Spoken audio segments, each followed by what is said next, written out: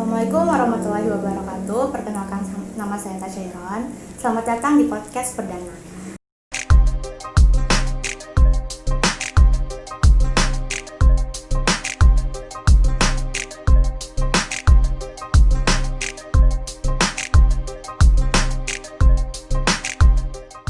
Kali ini saya ditemani oleh teman saya yang bernama Janatun Naim. Halo.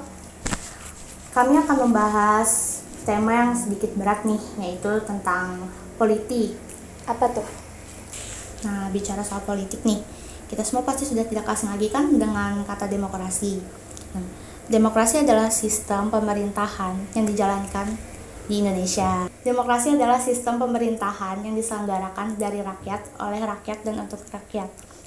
Nah, kalau menurut Jana sendiri, demokrasi itu bagaimana sih? Dan apa itu demokrasi? Pada dasarnya sih sama saja dengan pengertian demokrasi pada umumnya, yaitu sistem pemerintahan yang kekuasaannya berasal dari rakyat dan untuk rakyat. Nah, dalam demokrasi ini diperlukan sosok seseorang atau sekelompok perwakilan rakyat yang bertugas untuk mengatur, memimpin, serta menjalankan pemerintahan. Tetapi tidak hanya sekedar memimpin. Oleh karena itu, dalam sistem demokrasi, kekuasaan-kekuasaan pemerintah dibatasi oleh hukum dan kebiasaan-kebiasaan yang digunakan untuk melindungi hak-hak dari warga negara. Oke. Nah, kita bicara soal kepemimpinan nih. Meskipun sistem pemerintahan di Indonesia itu menganut sistem demokrasi, tapi kan setiap pemimpinnya itu pasti mempunyai gaya komunikasi kepemimpinan tersendiri. Nah, kalau menurut Jana sendiri, gaya kepemimpinan di Indonesia saat ini itu bagaimana sih? Untuk sistem pemerintahan yang dipakai saat ini, yaitu demokrasi, saya rasa sudah sesuai dengan karakteristik negara Republik Indonesia. Karena sistem demokrasi itu kan kekuasaannya berada di tangan rakyat. Hal tersebut sesuai dengan isi Pancasila dan Undang-Undang Dasar 1945, yaitu negara Republik Indonesia berkedaulatan rakyat. Nah, sementara untuk gaya komunikasi kepemimpinan sendiri, saya rasa juga sudah cukup baik. Pemerintah sebagai pemimpin telah memberikan dan menerapkan kontrol melalui hukum, sehingga warga negara tidak berlaku sewenang-wenang. Namun terkadang ada beberapa hal yang dilakukan oleh pemerintah secara tertutup atau tidak transparan, sehingga membuat terjadinya perselisihan paham antara pemerintah dengan rakyatnya. Nah, menurut Jana sendiri nih, mungkin gak sih faktor ketidaktransparan pemerintah itu yang menimbulkan perselisihan antara pemerintah dengan rakyatnya?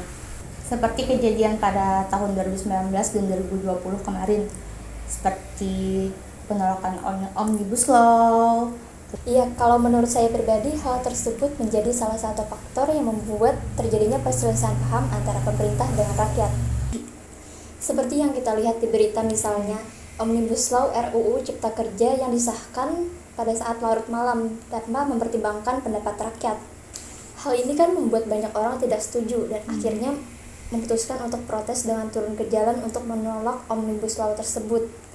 Harusnya sebagaimana negara demokrasi, segala pengambilan keputusan harus melibatkan seluruh warga negara.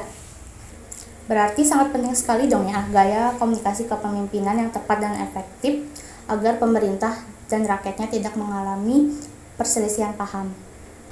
Iya, benar banget tuh. Kita sebagai masyarakat Indonesia juga harus cerdas ketika menghadapi permasalahan politik di Indonesia. Berarti sistem pemerintahan di Indonesia itu sudah cukup baik ya. Namun ada beberapa hal yang harus diperbaiki. Wah, pembahasan kali ini cukup berat nih. Kita cukupkan aja sampai di sini dulu. Takutnya ada salah kata atau pembahasan dari kami yang disengaja maupun tidak disengaja.